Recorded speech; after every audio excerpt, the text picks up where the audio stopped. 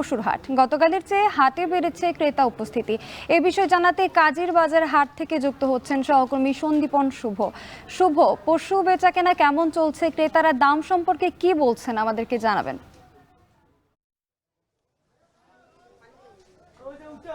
সোনালী, আমি রয়েছি সিলেটের ঐতিহ্যবাহী এবং একমাত্র স্থায়ী হাট কাজীর বাজারে, এবং কাজীর বাজারে এসে আমরা যেমনটি দেখেছিলাম, আপনি নিশ্চয়ই অবগত আছেন যে সিলেটে কিন্তু বন্যা পরিস্থিতি ছিল।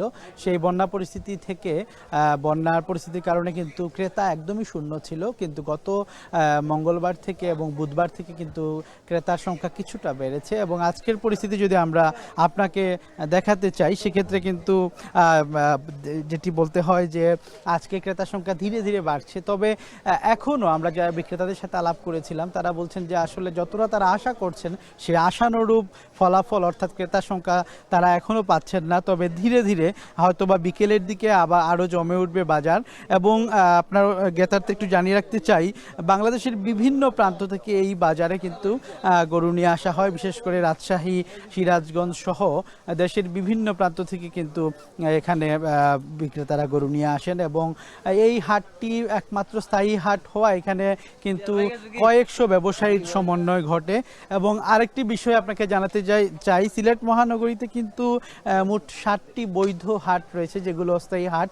সেই অস্থায়ী হাটের মধ্যে কিন্তু রয়েছে সিলেট নগরীর টিলাগড়, মেজর টিলা, শাহপরান, দক্ষিণ সুরমা এলাকা সহ এবং ট্রাক টার্মিনাল সহ আরও বেশ কয়েকটি এলাকায়। সেই 7টি হাটেও কিন্তু ইতোমধ্যে জমতে শুরু করেছে বাজার। তবে আমি আগেও যেমনটি বলেছিলাম, আসলে পুরোপুরি যেমনটি আশা করছিলেন বিক্রেতারা তেমনটি কিন্তু এখনও হচ্ছে না। এবং বাজারে দাম কিন্তু খুব একটা বেশি নয়, অন্যান্য বছরের তুলনায় স্থিতিশীল রয়েছে বাজার। কিন্তু বাজার পরিস্থিতি স্থিতিশীল থাকলেও যেমনটি হয়েছে যে এখনও কিন্তু সেইভাবে বেচা কিনা হচ্ছে না। তবে আশা করা যাচ্ছে আজকে রাত থেকে বা আজকে বিকালের পর থেকে কিন্তু এই বাজারটি জমে উঠবে এবং ক্রেতা বিক্রেতায় মুখরিত হবে এই আঙ্গিনা। তো এই ছিল আসলে সিলেটের পশুর হাট থেকে আমার কাছে সবশেষ।